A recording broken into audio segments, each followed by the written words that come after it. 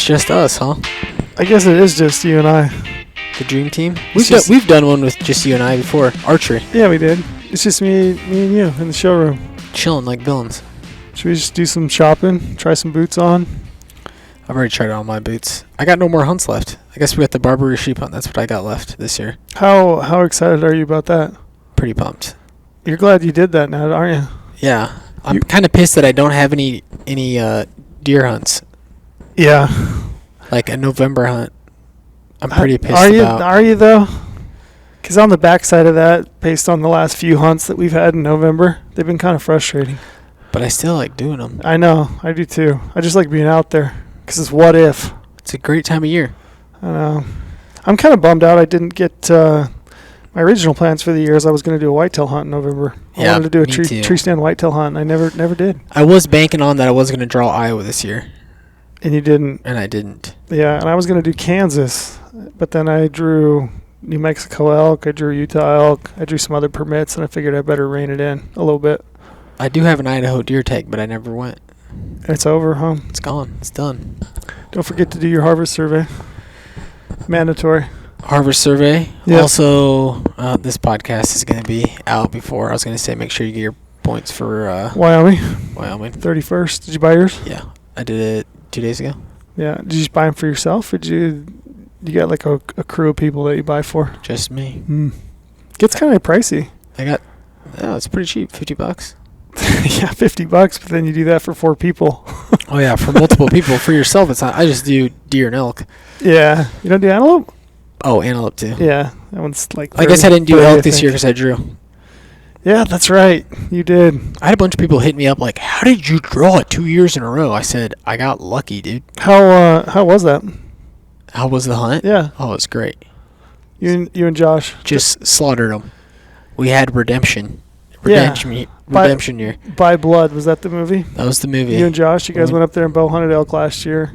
Josh hit a bull, and you guys looked for 2 days for it. Never found it. Never found it.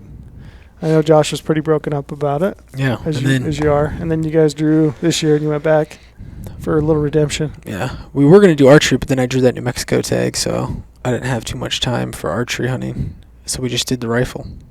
Yeah, and I think the timing that I went was pretty damn good. When did you go? I went, October 6th. Okay. Were they bugling? They're still bugling, and you're kind of past that first wave of a shit ton of people on opening day. Okay. So I didn't see near the amount of people that I was expecting to see. Were you still seeing people? Not really. Not bad. And I ran like an outfitter, and he told me, he's like, dude, opening week in here is a zoo. Like it is, it's like the first 10 days of the season is just a zoo. And it's interesting that you went in there, 6 days after the opener, right? Is that right? And you guys? Yeah, I think probably because we were in a different spot. So by the time we got to this other spot, it was probably like 8 days. Okay, but you still found elk, right? Yeah. Even though there've been a bunch of people in there. Oh yeah, elk everywhere. Bulls still bugling. I mean, there's probably shot up a little bit. Like your chances of finding a good bull might be a little bit. Yeah. Tricky. It could have been shot up opening day. Sure. But how was it? Oh, it was great. Dude, we shot 2 elk in one day. It doesn't get any better. On the second day you were in there, or first full day? It would have been, so we hiked in, and it was like evening when we got to the top. So then we camped, and then woke up that next day, shot one in the morning, got his all cut up, and then heard a bugle like last light, went down there, shot another one. Yeah. 2 in one day. Oof, that's a lot. Oh my God, it was pure meat shuttle after that. 2 days. 2 days to get 2 elk train. Huh. So, I mean, number of bulls, did you guys shoot the first 2 bulls that you saw? Or did you see? Basically. I mean, there's definitely more elk in there. I mean, the ones that we were seeing were like way too far off. Mm-hmm. Like the first morning, we're in this huge basin. We're looking at a bunch of elk far off. And these bulls were on the other side. And they came into our basin, just bugling their heads off. He had like 50 cows with him. Oh, really? Yeah. So like we could hear bugling. And like, God, that bull's not that far. And all of a sudden, came over the top, dropped right into our basin, pushing cows around. And so what was your technique? Was it just mostly spot and stock? Or did you do any calling? Oh, I called mine in, yeah. So that evening, we could hear it bugling. And it's like this perfect saddle right below us, and you can see a trail just coming right out in the saddle, and he was in this dark timber face, and on the other face it's like feeding, so we knew he's probably just staging in that dark timber, just walk around bugling. Probably 30 or 40 minutes, and I just kept giving him cow calls. And I'm sitting on this like bluff, just on my ass with my bipod all the way up, like so I could see over the sage. 180 yards to that trail. And he just beelined it out? About like 40 minutes after, yeah. Did he come out on his own or with all the cows? By himself. I think it was like I was giving him so many cow calls, like he knew there was cows over there. Yeah. But I don't think he wasn't committing like hard. Yeah. Did you ever bugle at him? Did you carry bugle at all? No. Forgot it. Just cow calls. Dude, he comes out, exactly to where I thought he was coming out. Just gun ready to go. Comes out. Stop him. 180 yards. He's like quartering two. Hit him right in the shoulder, knocks him down onto his ass. Falls all the way back onto his ass. I'm like, oh, he's done for. Gets back up, runs off. How far did he go? Like 20 yards. You didn't get another bullet at him then? No. Huh. And then he just ran right back in the dark timber where he was at, like 20 yards, and died. How far from Josh's bull was he? Probably like half mile. So not bad. No. Even though you guys had already killed a bull that morning.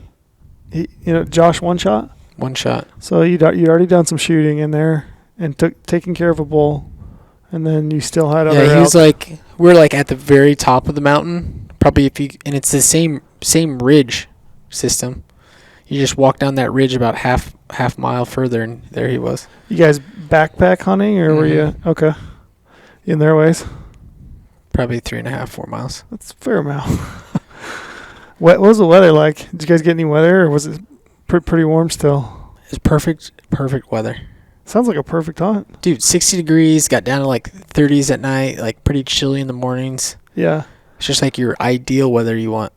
Yeah, that's a cool opportunity. I love that in Wyoming. Same goes with Montana. You draw those general season permits. If you've got the time and you want to go up and bow hunt, you can do so for relatively cheap. You just got to buy the the extra archery stamp. Yeah. And if you don't fill your tag, you can go back and rifle hunt, which is what you guys did this year. So that's cool.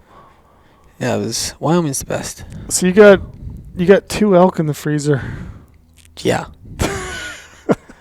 And that brings us to the topic of this podcast, and that is kind of meat processing, how we break down animals, how we process our meat. Yeah, that good fun. Yeah, I just got back from a hunt with my brother in Idaho, and it was his first hunt. He hasn't hunted since he was a kid, and he's never taken a big game animal. And I hunted with him for the week, and we didn't kill anything. We had some close calls, and if we had a cow tag, we'd have filled that. But it was antlered only. But one of his questions, because he had some more days after I came home, he was worried about going out on his own because he didn't know how to take care of it. He's like, right. I don't know what I'd do with it, right? I mean, do you think that's like a common? I get that quite a bit. People are like, I don't know what I'd do with it if I shot one. I remember when I first started Western hunting, like it's intimidating. Mm-hmm. Like, I mean, even if you have broke down like whitetail, like it's a different, right? Like I'm gutting a whitetail and I'm dragging it back full. Yeah. And then I'm completely like hanging it and like skinning it. Yep. Well, I think when we grew up, at least when I grew up, I mean, I'm in my 40s now, but I remember, the first deer I shot, we gutted. Actually, the first few deer I shot, we gutted. I didn't start doing the whole gutless quartering method until I was probably in my late 20s. But even the first bull elk I shot, I was 20 with my bow. I gutted it, even though I quartered the thing out. It was just like what you did. You gutted it, right? But yeah, I mean, I remember my dad telling me, the first time I was kind of struggling at it. I told my brother this story too. I was telling him, you could do it. You'd be okay. You could go out and deer hunt or elk hunt, and you could take care of it. And I remember my dad told me, he just simply said, everything on the inside's got to be on the outside. There you and go. that was about the instruction that I was given. So it seems a little more, it is more complicated than that, but not really. It's pretty simple. Yeah. Just start cutting. So do you still got got a deer, got an elk? No gutting anymore. Sometimes we got that caribou. I guess I did gut. And we got a deer elk that we shot. I did gut the one in Wyoming, but that's the only time I'm gutting animals nowadays is like that situation where we already had an elk down, like we already had meat we had to pack out, like, and I shot it at night, and it's just like we'll just gut it and work on it in the morning just to keep it cool, make sure the meat doesn't go bad. Yeah. So it was this same way when we were caribou hunting. You know, we had one caribou loaded in backpacks. We were headed back to camp. You put a stock on another bull, killed it. It was, kind of borderline getting dark, and just ordered to save time. We knew we couldn't pack both of them out that night, so we just gutted your caribou, and same thing with your elk. We just gutted it. So there's still times when you got to gut an animal. Every once in a while, and let me tell you, gutting an elk is the worst. Yeah, you can almost crawl up in them. Oh my God. They're very big. It is the worst. Yeah, I was telling my brother that. I'm like, he said, how do you do it? If I did gut it, how would I do it? Because I think that's like the first step is to get the meat off, right? Whether that's, if you gut the animal in order to cool it, prop that cavity open and get air circulating through the animal so that you're going to retain the meat, or if you quarter them off. I mean, that's the whole goal is to get the meat off and get it cooling out, right? But, I was telling him, the hardest part about an elk, a bigger animal like an elk or a moose is just being able to get to it because they're so big. If you're by yourself, trying to hold a leg and make that all work is really tough. Yeah, the first time I deboned an animal was probably with you. Yeah, like just the boneless. Yeah, really. Yeah, really did it. Any tips and tricks for gutting an animal, if you had to? Have you ever been good? Like when I was a kid, I remember my dad taught me. He's like, "Oh, you cut around the anus, and then you do this whole butt out thing where you pull the, pull it down." I'm not good at that. I never got that. No, it's. So that's what I carry. Like if I did have to gut an animal, the saw. Well, I had a saw with me, luckily. Yeah, and that's one of the other reasons I carry a saw is if I do have to gut an animal. You make that cut up the middle, you work the lower intestines out, and then, I make that saw cut between the pelvic bone, and it just makes it so much easier to open the legs and pull everything out. You cut around the diaphragm and reach in, cut the windpipe and just essentially pull everything. Yeah. I guess one tip I'd have is just put your hand up in there as far as you can and start cutting. Yeah. Because there's a lot of stuff you have to loosen up before you can do anything. Yeah, it really is that simple. It's like my dad said, everything on the inside has to be on the outside. Yeah. So I think the one part, like I've had my kid, my oldest boy, I've had him, kind of gut deer. The one thing I think new hunters, they get confused by is that diaphragm, which is your muscle, that round muscle that separates the upper cavity, the lower cavity of the inside of the animal. And if you don't know, what you're doing there, essentially all you do is you just reach in, you just cut that diaphragm out. Right? Once you cut that out, you can, cut the windpipe and, like I said, pull everything, and it comes easy then. Yeah. Yeah. That's usually like my main grip when I go all the way in there. It's like I cut the diaphragm so I can get into like the lungs, the liver, and then I reach all the way up in there, and then I cut his diaphragm, so like his throat. So then I grab that, and then that's what I'm pulling back, and I'm cutting.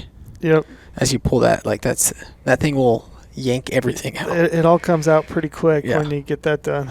Yeah, the good old gutting. Yeah, but that's what I was gonna say. Is my only tip is just carry a light pack saw. If you're gonna skull cap an animal, you can use that saw just as easy. You cut that pelvic plate and just push the legs apart, and everything comes out. Do you remember the first animal you deboned? Like you did gutless method? Gutless. I don't remember. It had to have been an elk. It was probably. So, like you were saying back in the day, like your family, did you guys debone? We gutted everything, and then we would, for whatever dumb reason, we would take, if you're going to gut an elk, it might take you, 30 minutes, 20 minutes, whatever it takes. We would gut the elk and then quarter the elk, and then pack out quarters, quarters whole. I think one of the reasons that we always did that, and I just was talking to my dad last week. He's, one of the things he said is if you do quartered out method. So you're leaving the guts in, right? You're just pulling the 4/4 off. One of the things he said, he's like, how do you get to the the tenderloins, which is that loin that lies up underneath the backbone, which I think a lot of people don't think that you can actually get to if you do the gutless method. But you can. It's tricky, but it's a little more tricky, but you can definitely do it. But that was one reason I think he always thought that you had to gut the animal, because that's how you got to those inside tenderloins. Mm-hmm. So you were taking out quarters. Yeah, we were hauling quarters. Yeah, which I think that is still super common way of. I think a lot of people still just take out their quarters. Yeah, I mean, it would be my preferred method if I didn't have to carry them so far. Yeah. I mean, if you shoot an elk. Growing up in Utah, we did a lot of, over-the-counter spike hunting. That was probably kind of where I cut my teeth as far as elk hunting goes. And, spike's still small enough if you're not too far in. You can throw a hind and a front in your backpack and make a couple trips, get the tenderloins and stuff. It's still the best way. Like if you can get the quarters out whole, you get a better product, right? Because they're easy to work with. And I come to learn most butchers prefer it that way. If you're going to take your meat into a butcher, most butchers want you to bring it out into quarters, fully attacked to the bone. Mm-hmm. Like we had a hard time. So my brother lives out in California, and we're driving back from Wyoming. Like he wanted to drop his meat off at a butcher so that he could get it shipped out to him. We probably called 10 or 15 butchers, and they said, "Well, no, we don't take deboned meat." Yeah. There's getting to be far fewer people that even take wild meat in general, but you're right. It's tough to find a butcher that will take deboned meat. Like you've pulled the bone, pulled the meat off the bone in the field.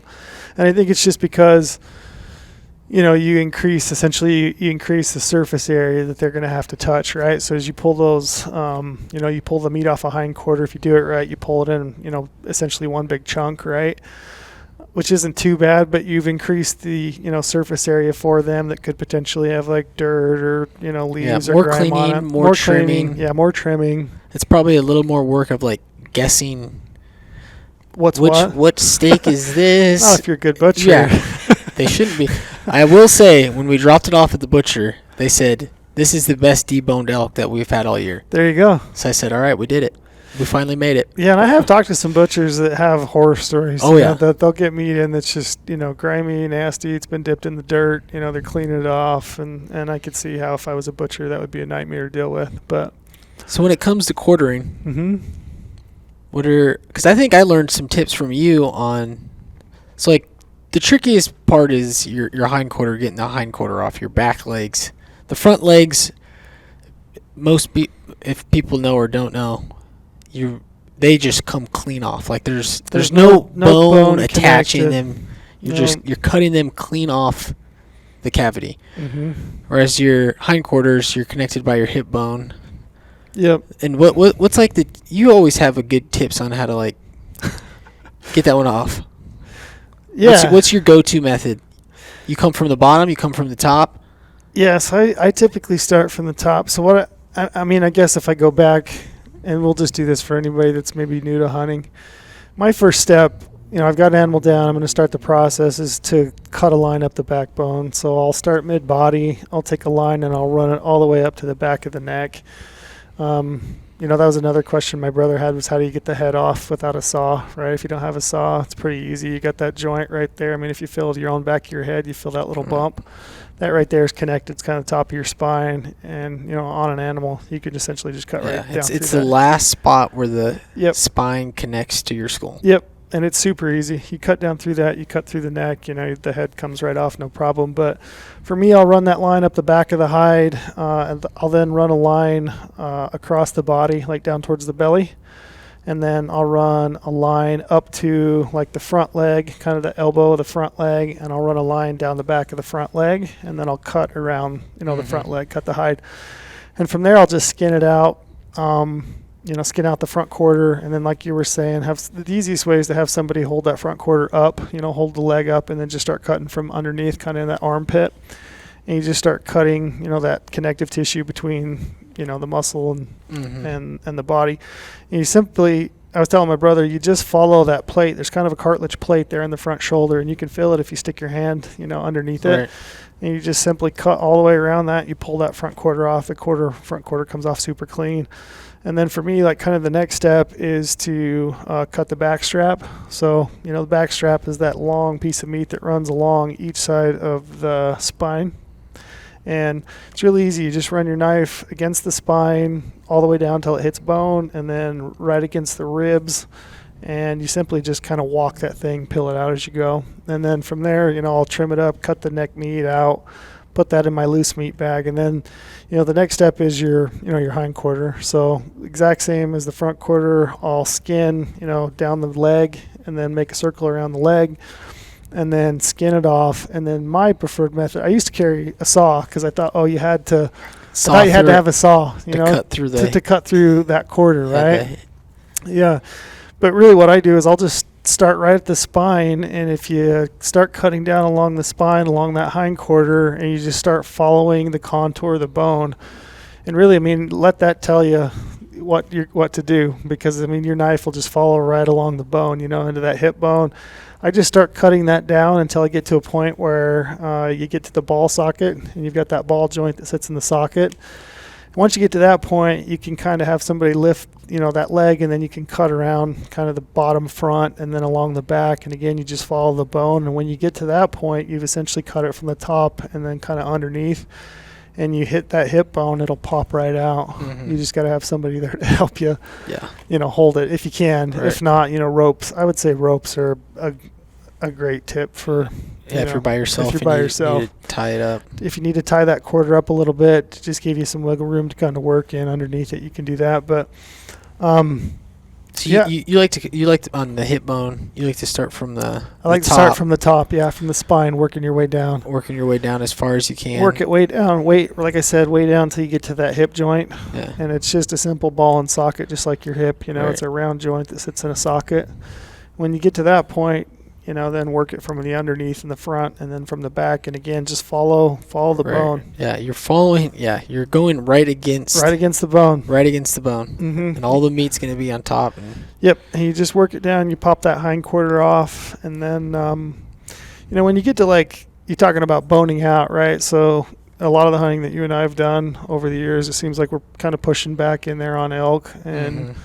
If you're gonna, I would rather carrot quarters if I could, but again, right, it's not always feasible. Dude, I saw something funny at the outfitter that we ran into out there. Mm-hmm. He quartered it out, but he left all the fur on it. Yeah, which makes sense if you're gonna carry it in, panniers like on a horse. Yeah, he had all the hair on it. Yeah, you might as well, because it's gonna protect the meat, right? Keep it clean. Yeah, keep the meat clean. I always cut the leg. Did he have the legs cut at the joint? Do you at least cut the legs off? Okay. Yeah. Yeah. Because every once in a while I'll see somebody packing like a full leg and a hoof, and that's Trail's pet peeve. If he sees a hoof that you're carrying out, he just thinks that's the funniest thing ever. Carrying a hoof out. Leave the hoof in the woods. It is weird. And I guess that's something we should touch on. I think people think you got to have a saw, right, to cut that leg bone off. Yeah. Right at the joint, and you don't. You can really do it with a knife. I prefer a fixed blade knife if you got one, and I do carry a fixed blade knife primarily for that purpose, that and maybe some skinning. Yeah. But yeah, you just got to find that joint, and typically, I guess the best tip I would have for people out there is it's a smidge lower than you think it is. It's just a little bit lower than you would think that joint is, and once you find it, you just simply cut into it. You cut the tendon from the back, and then you just kind of twist that thing and pop it right off. And I've gotten to where I've done enough of them now. I can pop that thing off in 5 minutes. No hoof carrying for you. No hoof. I'm not carrying a hoof, man. There's too much weight. What I think's funny is even when you're deboning it, you cut it off. Even though you're not even carrying it anywhere, you're just plopping it on the ground, and then you end up cutting all the meat off the leg anyway. Yeah, that's true. I think it's just because it's easier to handle. That's what I was thinking when you did it in New Mexico. Yeah. I'm like, we're not carrying these things anywhere. Why are you cutting that hoof off? I just think it's easier to handle, Yeah, a little bit shorter. Yeah, not as heavy. You leave that one tendon that kind of runs between, just right there on the back of the ham that you can use to pick that thing up. And, if you're going to hang it, for example, those are great places to hang about a hind quarter from. But, I just think it's so much easier to work with because the lower leg on an elk is, foot and a half, probably long, and then you've got the hoof on it and the hide and everything. Right. It's just heavy, and It bends and flops around. It's hard to deal with, so I cut that thing off. Yeah. Yeah, it's one of the first things I cut off. Yeah, so basically you get an animal down. You're quartering out the animal. Mm-hmm. Depending on whatever, if you can carry the quarters to your truck, that's probably the preferred best method to do. But if you're a backcountry hunt, yeah, we're boning out. Yeah, you're boning out. So now you have your quarter. And another, I think a tip here too is having something to cut your meat on.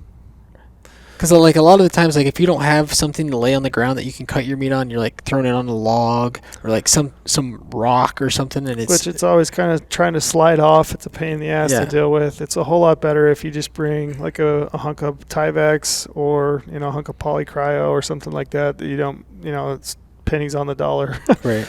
And you can just throw your meat on it and then work on it. Mm-hmm. Yeah, we should note before I go on. So we talked about the not boneless, but the gutless method. How do you get the tenderloin out? Can you get the tenderloin out? You can get the tenderloin out. How do you get it out? First, you got to take out the back straps. Yep, and the hind quarter. Yeah, you get those off. And what I like to do, so like if you go on the back straps, like there's your rib cage, right? Mm-hmm. So if you go in through each one of those holes, you can kind of loosen it up, cut where all the tenderloin is. If you go right in between each rib, and it kind of sits right behind the last rib. Yeah, it's right? in the back. And you can kind of reach in and feel it with your hand. I mean, you can grab it. It's a pretty sizable chunk of meat on an elk. Yeah, it's nice if you have two people and you have one person like pushing back the guts, mm-hmm. and then the other person going in there. The thing with tenderloin is like you really don't need to they almost pull out. Like you need to cut them a little bit, but like they're so tender, like they literally fall off the bone. Yeah, you really only have to cut them at each end, kind of where they connect, and then you can cut like against the rib cage.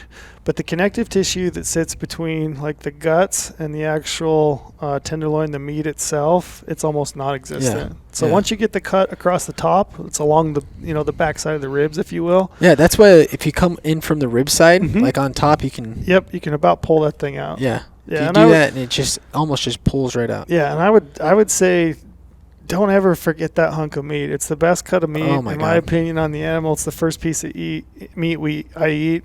I mean, funny enough, that bull that I killed this year in Utah on the bow hunt, my camera guy and I, we had hunted all day. It was the second to last day that my camera guy was going to be there. And he'd pretty well run out of food at that point. I mean, I don't think he'd eaten anything that day. He was pretty down to bare bones. Yeah, so we we got all the meat off, got it quartered up and everything, and got the head off. And I cut out a tenderloin, and then I cut out kind of a big hunk of fat that kind of sits back there by by the tenderloin. It's that globular fat. Mm-hmm. And I packed that down into the canyon, which we were camped way down in the canyon, maybe a mile and a half from where we killed the bull. And we got to camp that night about 3 a.m. And I used just used a knife, cleaned that hunk of tenderloin up, sliced it real thin, and then we just took that fat and rendered it down over just by jet boil or whatever, my little Soto stove. We got like a nice, thing of fat going, and just deep fried some tenderloin. And I think I'll bet he ate 3/4 of a tenderloin that night. Munched it all. Yeah, 3 a.m, which is pretty cool. It was fun. It's funny, like we've done that before. Oh yeah. Yeah, we've the best. Yeah, we didn't have any seasoning. We didn't have, salt, pepper, which sometimes I do have. That time I didn't, which it would have been great to have. But yeah, just deep fried tenderloin at 3 a.m. after you've killed a bull was pretty incredible. Yeah, take your time on the tenderloins. I feel like some people get in there and just start like, because it's towards the end. Your back probably hurts. Oh yeah, and it definitely is a tougher one.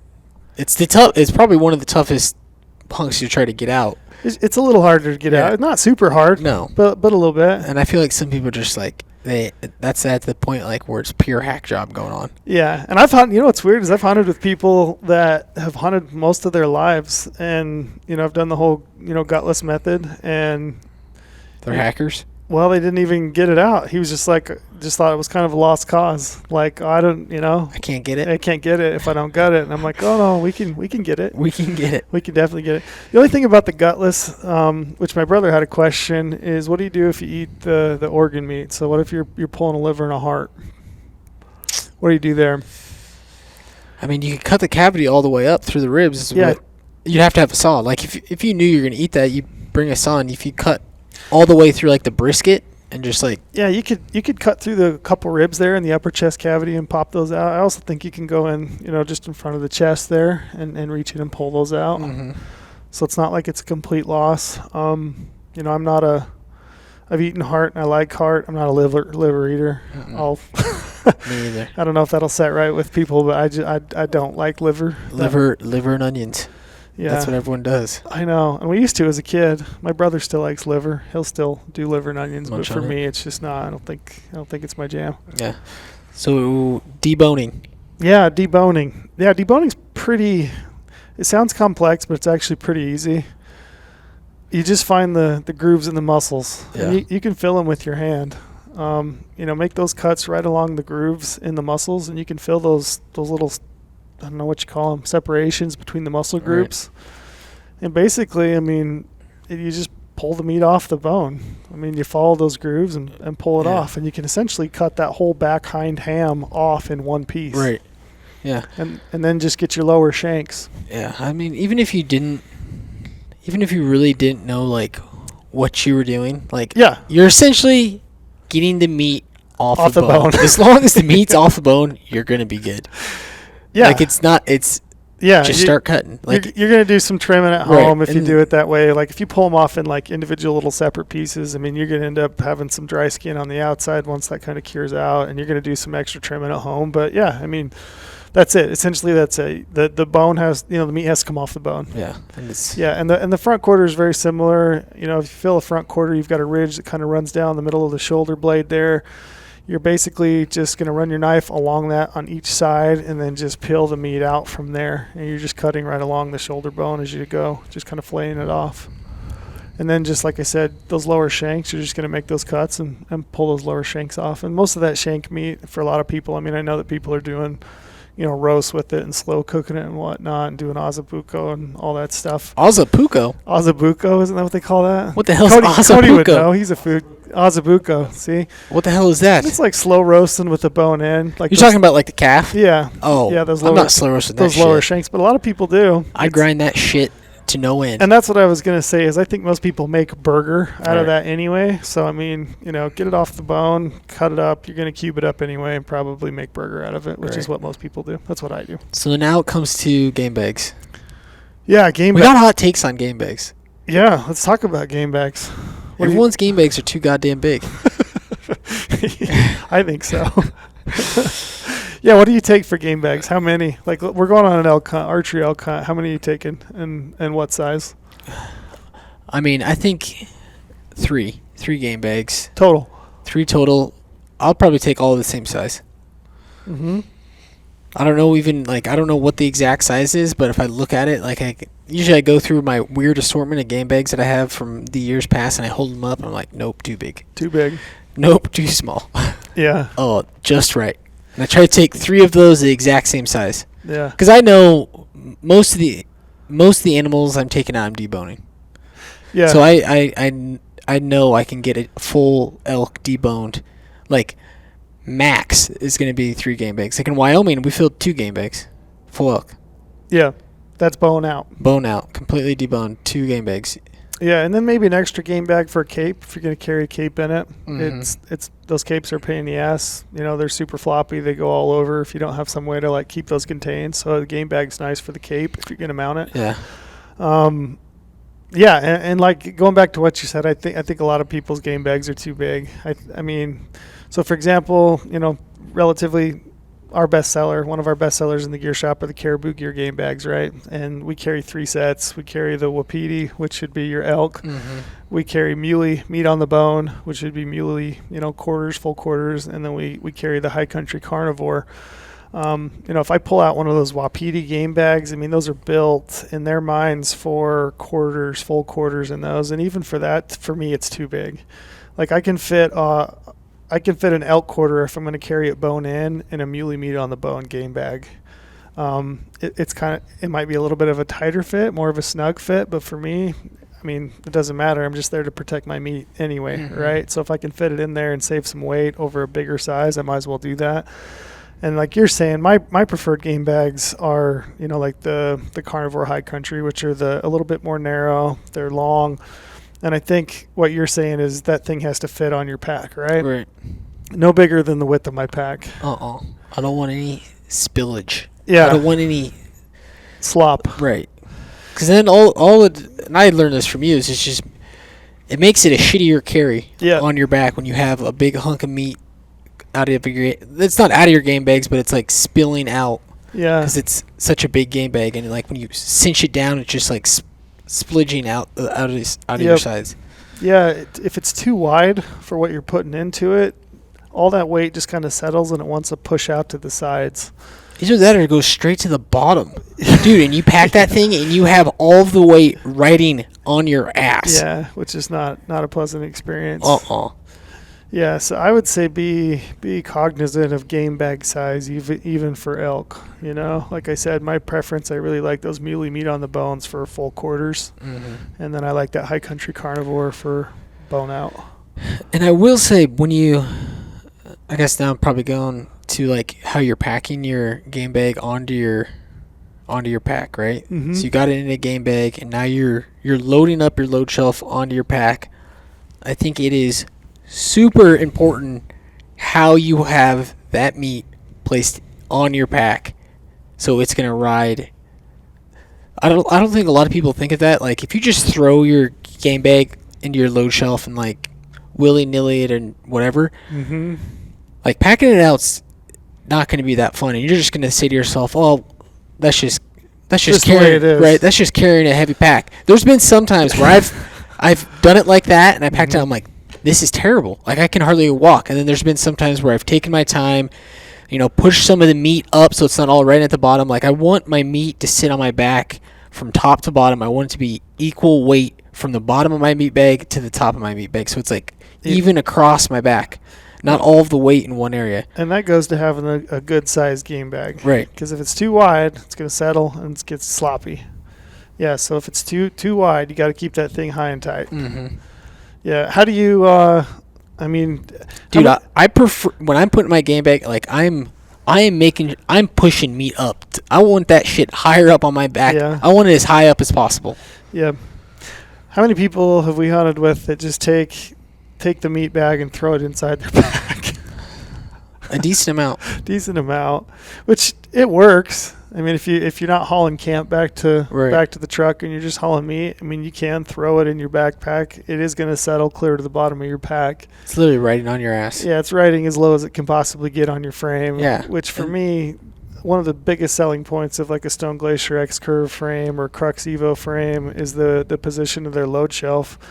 And, for those of you out there that have one, you'll kind of know what I'm talking about. But like on that X-Curve frame, the bucket, the load shelf that sits between the bag and the frame, it sits up maybe 3 to 4 inches off the base of the hip belt. And so I can take that meat, I can load it, I can use the bucket and the cinch straps to cinch that thing higher up my back.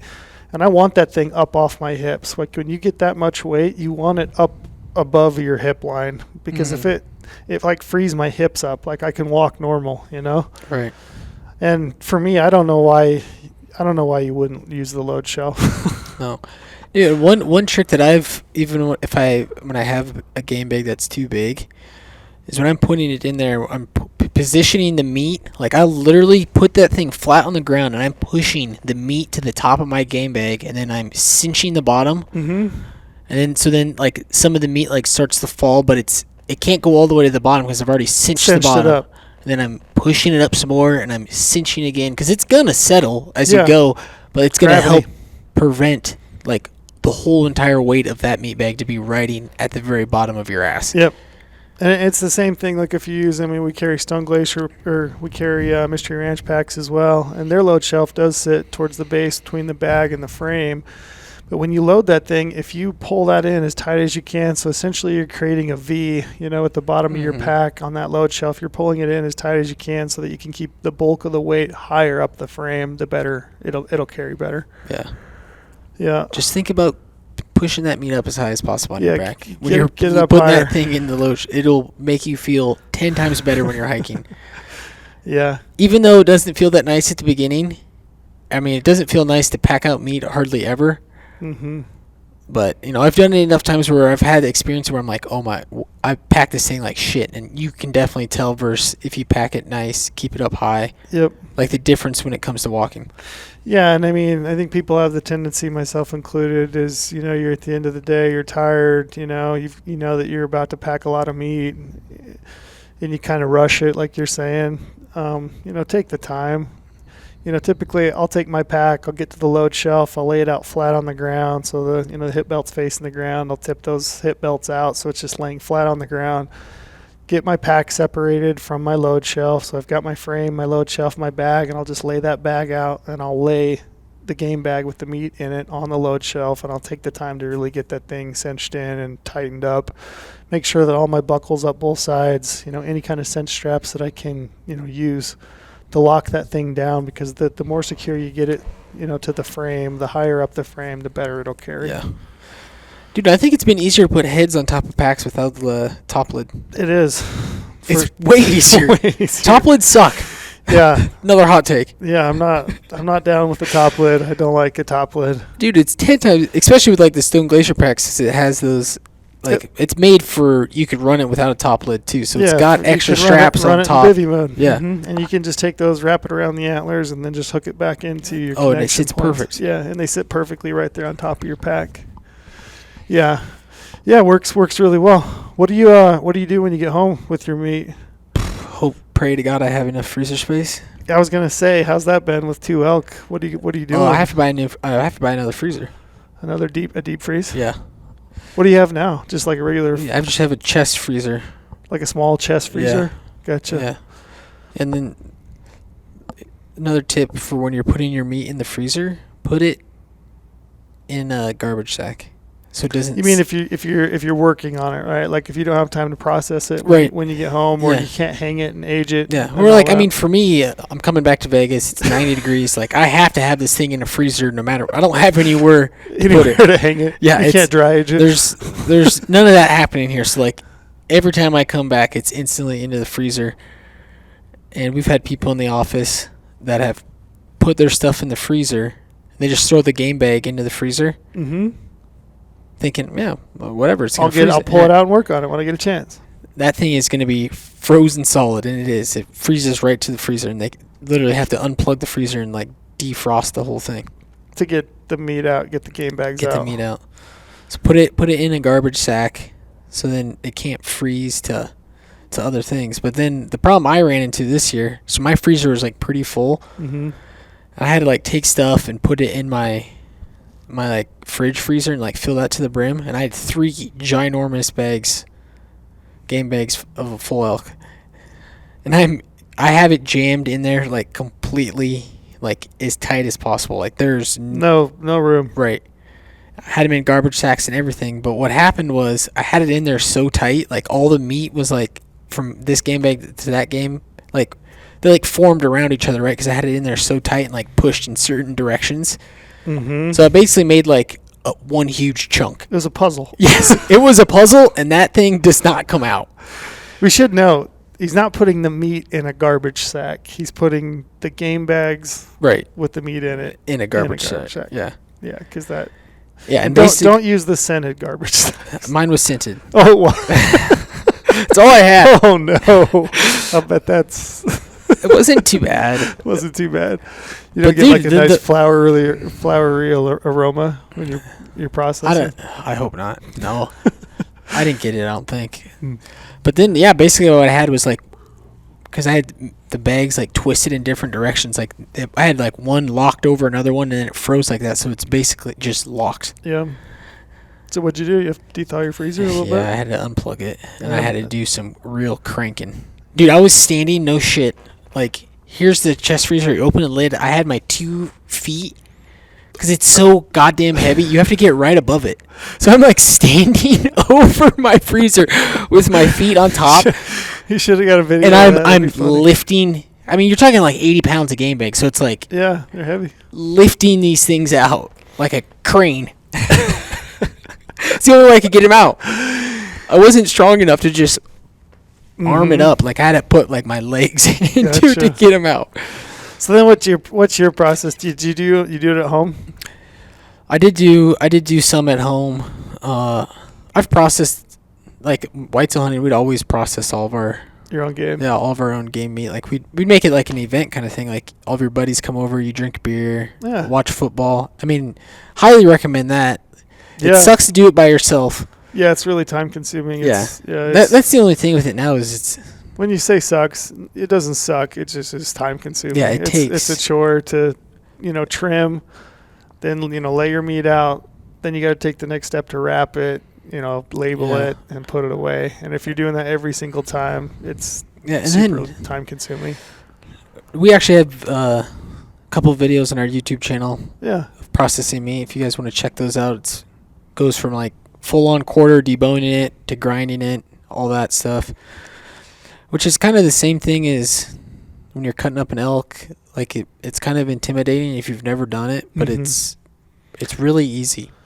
Yeah, I mean it's essentially trim silver skin. In some cases I'll leave silver skin. So if you've got like a back strap, sometimes I'll cut those into steaks. Sometimes I'll just cut chunks and I'll just leave like a chunk of back strap and I'll leave the silver skin on it just to kind of help add a little bit of added protection, to the saran wrap. So typically what I'll do is I'll wrap mine in saran wrap and then I'll put it in freezer paper. Right. Tape it up, push as much air out of it as I can, and then freeze it. But some people do the whole vacuum seal. I don't have a vacuum sealer with the bags and all that, so I still, cut saran wrap and then wrap mine in freezer paper. But, sometimes I'll leave some, freezer skin on, just gives a little bit of protection. And then, when I pull that thing out, thaw it out to cook, I'll just trim silver skin then.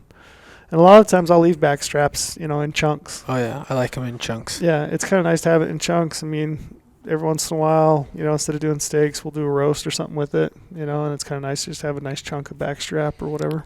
Yeah. What do you do with? I mean, do you steak You steak your back straps? Yep.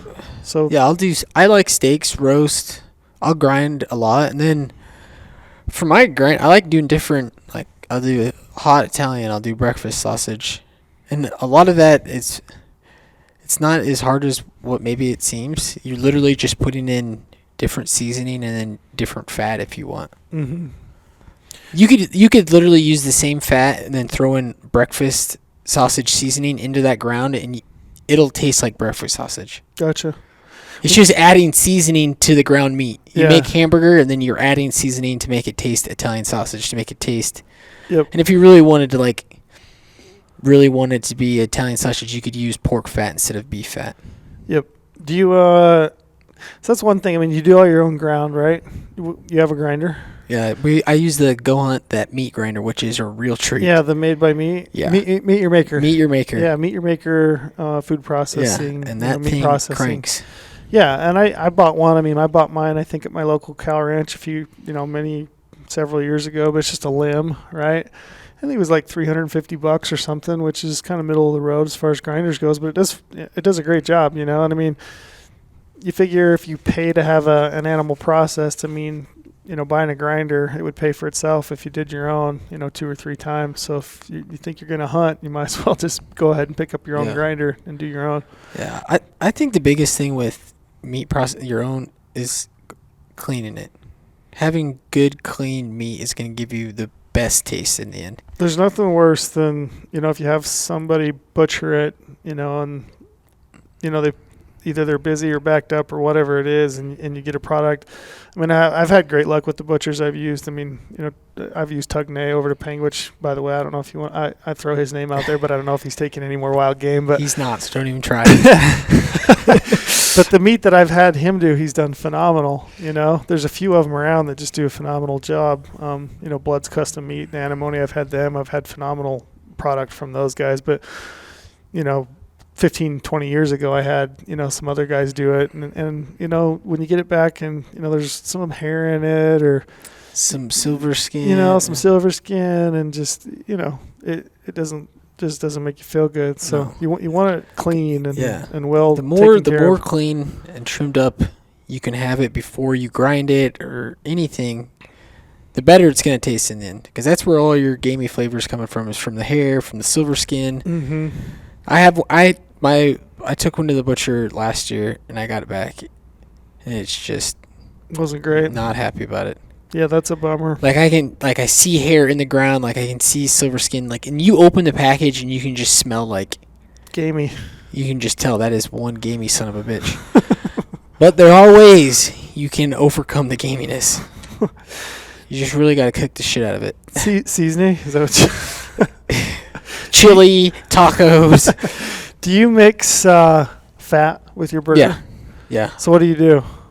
I think the last one I did was, I think it was like 95, 10. I go into the grocery store. 90-10? Yeah. Not 95-10? I was doing, well, it might have been 95, 5%. I don't like measure it out exactly. Sure. I just go in there into the grocery store and say, hey, I need 3 pounds of beef fat. Oh, really? Yeah. Okay. And like a lot of the times, I mean, the grocery stores around here aren't like your normal fucking grocery stores. Like in Iowa, like I go, hey, I need 3. It's like, here you go. Like they already have it ready to go. They're like, oh, we need to trim some up. Come back in an hour. Mm-hmm. But gotcha. yeah, it's just literally beef fat that they've trimmed off. And I know some people will do bacon ends. I know Brady does bacon ends, and you know we've done some content here where we did some burger in the shop, and you know he had these nice big pre-packaged bacon ends that he'd bought at the grocery store. I haven't had a ton of luck finding those at my local grocery stores. I've used bacon, just like simple bacon, you know, like trimmed bacon, and mixed that in and done that. If you go to your butcher and ask them for bacon ends. Yeah. Same thing. Go to a butcher. A lot of grocery stores will carry bacon ends, and like it's basically what bacon ends and beef fat's literally trimming off of, like when they're trimming up steaks, they're taking that fat off. Yeah, it's that fat. Yeah, and it makes it a really nice burger product. You know, like a 90-10 split, like you're saying. Yeah, the bacon ends. I've done it before and I really do like it, but it's like I almost feel like I just have to make a hamburger out of that. I got bacon in it. You know, it's like I'm gonna make bacon you do spaghetti, tacos. Spaghetti. Bacon in my spaghetti. Well, it's just a little flavor to it. It's just a little fat, right? Yeah. I mean, it tastes like bacon, though. I mean, a lot of the stuff that I grind, I won't do anything in it. I'll just grind it straight, super lean, and you know I'll cook it in olive oil or something like that. How do you get like shit to stick together? If you do a burger or something, you got to mix in some like egg white or you know something like that to kind of help. Is emulsify the word I'm thinking of? I don't even know what that word is. I think it means it stick together. Emulsify? Good blend. I don't know. So I don't know what the word I'm looking for is. You'll have grind meat and you'll just grind it with no fat in it. Yeah, just regular grind meat. I'll grind it. I mean, we do spaghetti out of it a lot. Why don't you put fat in it? We do tacos out of it. I don't know. Maybe I haven't. Like I said, I've been to grocery stores where I live and bacon ends aren't readily available. Just ask for beef fat. Yeah, beef fat's better than bacon ends. Is it? In my opinion, yeah. Okay, I'll have to try that. Beef fat's way better. Yeah, I'll have to try it. But yeah, I mean, a lot of the time we'll just do, you know, if I'm gonna actually do burgers, like I said, I'll have to get like a, you know, egg or something like that to kind of keep the burger together. So like this is after you've ground it and then like you're going, it's frozen and you're going to cook it. You de-thaw it. And I'll mix in. You know, you're gonna make a burger. You crack an egg. Yeah, mix in some seasoning, crack an egg, put it there, kind of keep it together, hold it together, and it's kind of it's a little bit different texture, but it will hold it together, you know, and you get a good burger out of it. Yeah. So yeah, dude, get some beef fat. Yeah. You don't even need it that much. I'm sure. Just a little bit. Makes it that much better in my opinion. Yeah, I agree. And then for the different seasonings, there's lots. Oh, that's why I don't know why you don't do any seasonings either. I usually do it when I cook it. I'll season it. Yeah. And we don't eat a lot of breakfast sausage, so I've not done sausage. I gotta have it all. I got a brother that really likes doing summer sausage, so he's got a smoker and he'll do summer sausage. He'll do like a jalapeno cheddar summer sausage, and that's really tasty. See, some stuff I've like easy stuff I'll grind up.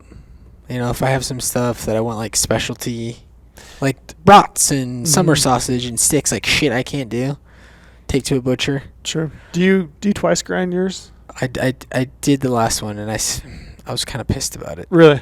Took forever. Do you get a better product? Dude, I tried going one that was like super fine. I'm like, oh, this is gonna be so nice. I'm like, nope. Took that thing off instantly. Yeah. So yeah, I did twice grind it though. Okay, with the bigger grinder, the coarse grinder, the bigger holes in the little attachment. Yeah, but it was. I mean, it definitely.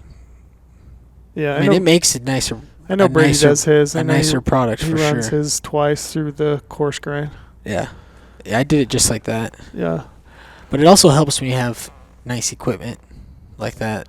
That's just like Yeah, that Meet Your Maker stuff is cranks it out. really nice. Yeah, and I did all that vacuum seal and stuff. Mm-hmm. Because what sucks is wrapping. I'm a terrible rapper. Yeah, as am I.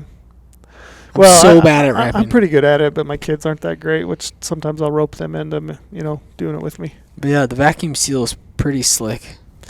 Yeah. It took me a hot second to figure it out. But yeah. One thing I would say is, like, if you're doing it on your own, it really helps if you got a buddy or two, or if you got some kids, put them to work, wrapping and labeling and funneling that stuff down to the freezer, while you're continuing to either grind or cut and trim. Dude, so I did one game bag of meat. It's from the New Mexico Bowl, Mm-hmm. and it was the one that had like all the neck meat, back straps, tenderloins. Mm-hmm. It was probably 60 pounds, 70 pounds of meat. Took me 5 hours. Yeah. By myself. Mm-hmm. Like, it was a full-ass day of cutting meat. Yeah, I would say if you're going to do a whole elk and you're going to do it on your own, cut, wrap, label, I mean, you're into that.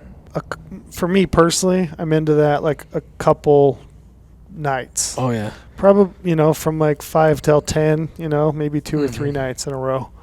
So I have a buddy, lives in Montana, and this is what they do. So when they shoot something, they bring it back while it's still, like, not frozen or anything, and they trim it all up. And then they throw it into the freezer, and then just, like, whenever they have time, they just pull it out. Thaw and cut. And then it's already trimmed up, like, you're either making it into steak, wrapping it, or you're grinding it. Mm-hmm. So then they'll just, like, this Friday they're going to do a bag, and then next Friday they'll do some, and then they just kind of space it out. Yeah. But they already have it all trimmed, and the trimming's what really takes some time. Especially by yourself. I mean, I'm like you. Most of the stuff I hunt is early season, so I don't have a lot of time. So for me to hang it, right? My brother loves hanging stuff. He's got I think he picked up an old fridge, kind of hollowed out, took all the shelving out of it and everything, and he's kind of fixed it up so that he can hang quarters in his fridge. And so he'll do that. He'll put it in there and let it hang for a week or whatever it is and it does. I mean, that helps. It makes the meat more tender. He gets a nicer product out of it. But I'm kind of like you. I don't really have the spot to necessarily do that, and most of the time it's too early to just let it hang outside, and get like a nice dry age. I remember like my father-in-law talking to him, when he was a kid, they would go deer hunting and they would just take those quarters and hang them out on the north side of the house, and they'd hang them for a while. They'd go out there and like cut meat off of it periodically and cook. Yeah. That's not really the case anymore, because even in October it seems like it's still in the 70s and 80s, right? But yeah, I mean, it's a great option if you can hang it to age it, at the right temperature. But if you can't, like you're saying, I don't think there's anything wrong with freezing it and thawing it and pulling it out and working it through as you have the chance. Oh, and I'm still all about taking meat to a butcher too. Yeah, if you can. Yeah. Like, yeah, I mean, I have no problem paying a butcher $300. Yeah. Like, sometimes just like, oh my God, I'm not doing any more of this chopping. Yeah. I like to do it if I've got the time, right. Like you're saying. If I've got a Saturday, if I've got 2 or 3 nights in a row that I can string together, I've got a little bit of help, I don't mind it, because like I said, it's like most things. I feel like if you do it yourself, you get a better product. Like, nobody cares as much about that meat as you do. Right. It's your meat, so I feel like I get a good product if I do it myself. So I do like to do it, but you're right, it is really time consuming, and sometimes you don't have the time. Seems like things are busy these days. The best butcher I ever took was that guy in Colorado.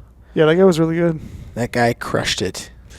Yeah, I don't remember what town that was in, but I'm not going to say what town it is. He did a bang up job. I know exactly what town it is. I might go back if I'm in Colorado. Yeah. Do you jerky any of it? Yeah.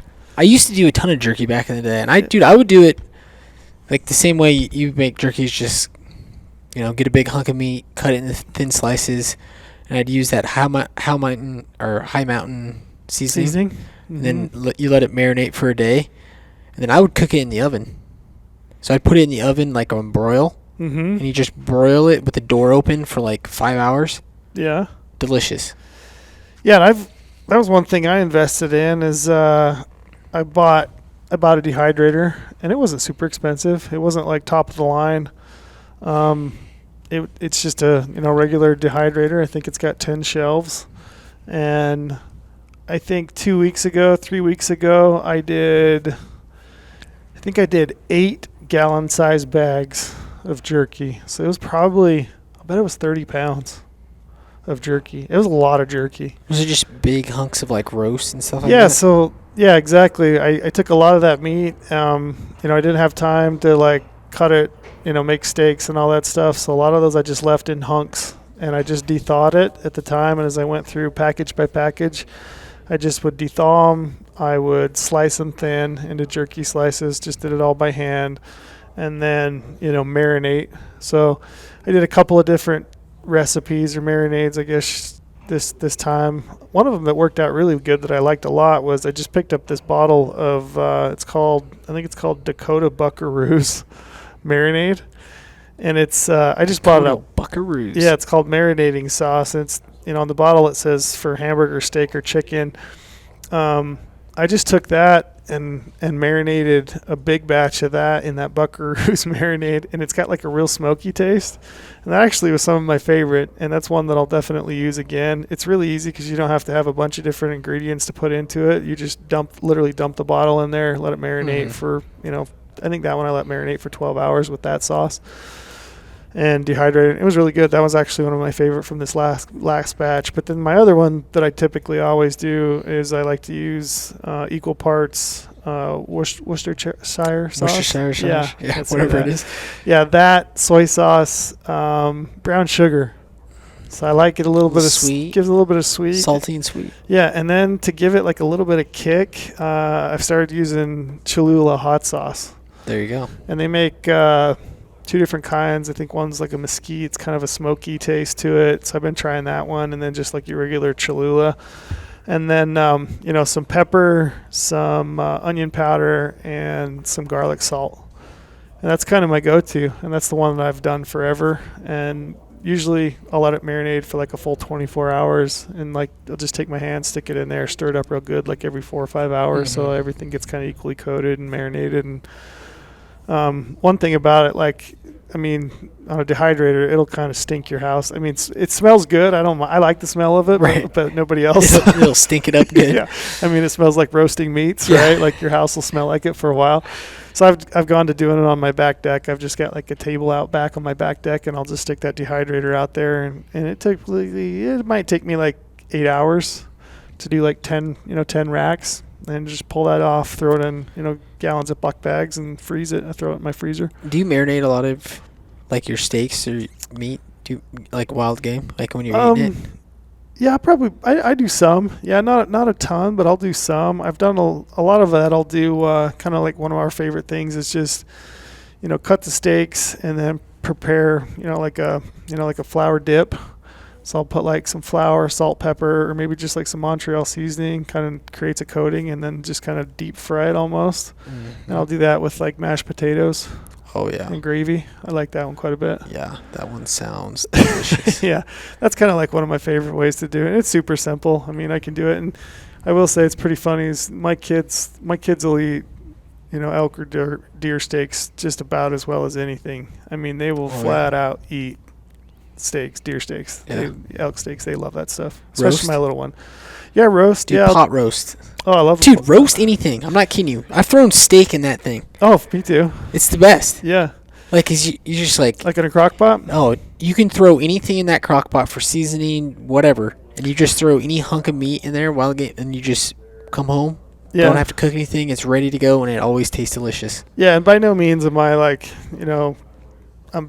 I'm not I don't put a lot of time and effort into like recipes and stuff. I'm not a master wild game cook by any stretch of the imagination, but you don't have to be, I don't think. You can very simply just, throw a roast in with like a, soup seasoning packet, cook it on low heat for 10 or 12 hours, kind of breaks down all that connective tissue, and, it's a great roast of potatoes and I will say carrots. Though, a nice wild game cookbook is the way to go. It is good. The other thing I've been looking at is you've been following along with like the outdoor class. Yeah, dude, I got Hank Shaw's cookbook. Yeah, so Hank Shaw, he's got a whole module, I guess, of different recipes for venison 101. Jamie Teagan did one last season, and I've been kind of watching some of her recipes. And I will say that's one thing that, every year, if I kill an elk, deer, antelope, I never feel like I do that thing full justice. 'Cause like when I see what some of these other people are making, like, Hank Shaw or Jamie, I'm like, man, I'm not doing this due diligence. Right.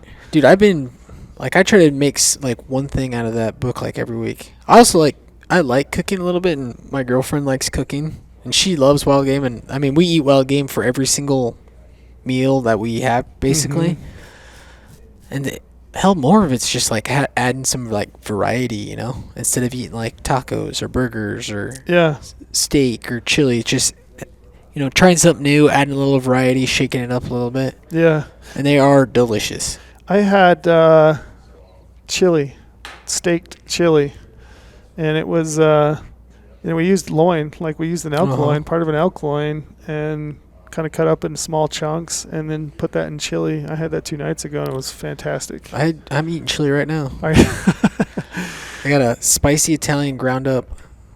Nice. That I threw in it, and it is delicious. Yeah, we had zuppa Toscana soup. You ever had that? Mm-mm. It's like sausage. It's really good. So I had that last night, and again, it was elk sausage. My favorite one that I got out of the Hank Shaw is these kebabs, gyro. Oh yeah, a Euro. Mm-hmm. So basically, you're taking ground meat, like ground. Oh, that's right. Dude, I just take a ground elk hamburger, and it has all these seasonings that you put into it, so it tastes exactly like that. Mm-hmm. It's got all that like Greek seasoning. Then you do just like tzatziki sauce. Yeah, and you mash it up and put it around a skewer. stick. Yep. Mm-hmm. And you got tzatziki sauce, dude, and it tastes exactly like it. Like you mistake it for like whatever that. What is that? Lamb? Yeah. Yeah. It's crazy. Yeah. And that's just ground elk. Yeah, I love that. I mean, another one of my favorites. I was trying to remember what we call it, but it's like broccoli beef.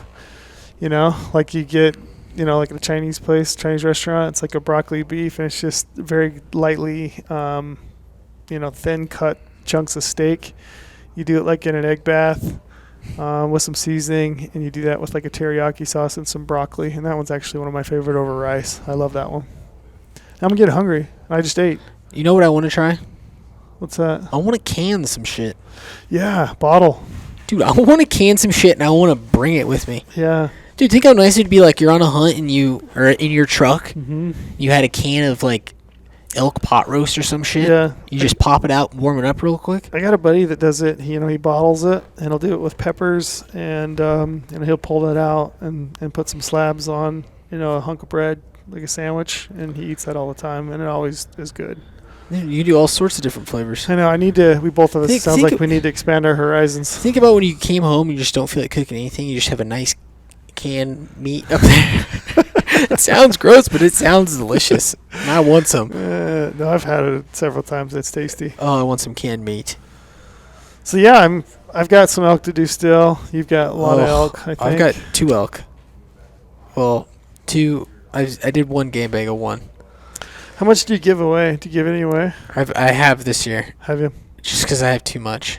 Mm-hmm. I've been giving a lot away. Yeah. It's always fun. Yeah. I'm always worried though. Like I'm like telling them like, make sure there's not any hair. Like Then you give it away. Yeah. I'm always because I want them to have like a good experience. Sure. But I've also eaten game meat for a long time and like understand your tolerances are a little higher. I feel like they are, and I understand like how to prep it and make sure to make it taste as best as possible. Yep. And then most of the time it's never really that bad right out of the package, but like if I see a hair in there, I'm pulling out hair and shit like that. But I'm always worried like they're just gonna think it's super gamey and they don't want it. Because every once in a while you get a package that is super gamey. Sometimes you get steaks that are tough. You get some shit that's a little bit gamey. Yeah. And if you're not used to it, it's like I always give them like, God, I hope this one isn't a gamey one. You give them the good stuff then. No, I just give them all. I was literally just reaching and throw them in. You get some meat. You get some meat. You get some meat. Yeah, it is kind of fun to share. Like I said, I've got brothers, and sometimes I try to get those guys some meat if they haven't had any luck that year. If they don't hunt. Mm-hmm. But it's kind of fun to share with buddies. I mean, I don't have a family or anything, so I got 2 elk. That'll last me like 3 years.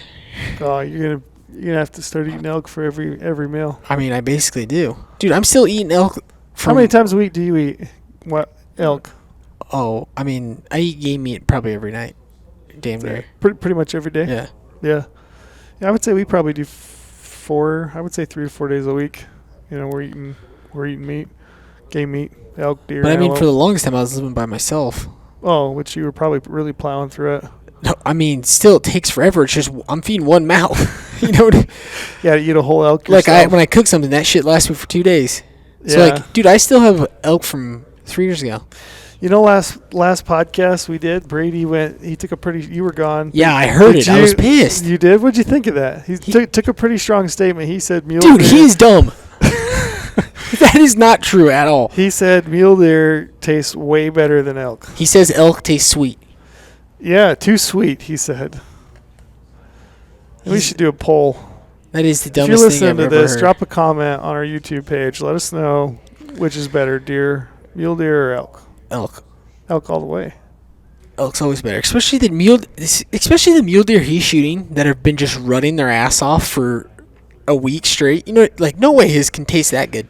I pitched an idea. I was talking to my brother about this last week. I think maybe elk tastes a little better because they eat like a wider variety of stuff. So they're eating grass, they're eating forbs, they're eating browse, they're eating whatever. They're like a cow. Yeah. What tastes better than a cow? Whereas a mule deer Elk. is mostly mule deer's mostly just really honing in on, you know, sagebrush, Ugh. browse. I think that's why they're maybe a little bit more gamey. Sorry, Brady. Elk all the way. I think so too. Team elk. Drop a comment below. Yeah. Tell Brady he doesn't know. He's dumb. It just tastes sweeter to me. Like, what are you talking about? Yeah. You make tacos. That's it. Oh man. It's probably because he put everything he makes, he grinds it into bacon in, so I don't know how you can taste the difference. It all tastes like bacon.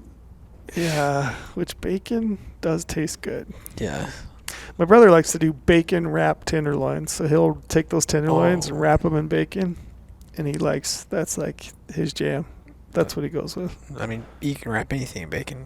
Yeah, but it does give it a nice flavor. I bet. A little seasoning, some bacon. I'm hungry. Should we go eat? Let's go cook some elk. I think we should. Well, what else you got? I got Promo? nothing. Oh, yeah. Hit us with a promo. Podcast 50. Yep. We're giving you $50 in the gear shop if you sign up. $50, 50. We're covering 50 states for $50, and we're giving you $50 in the gear shop. Yep. Pretty sweet promo.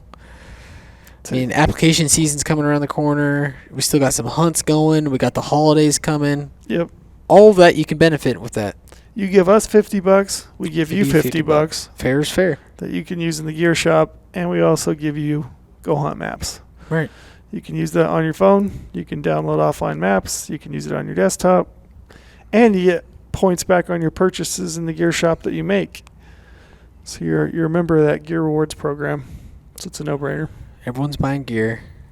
You And need gear. I've heard that our podcast promo is doing pretty decent. Podcast 50, if you haven't heard yet. Podcast 50.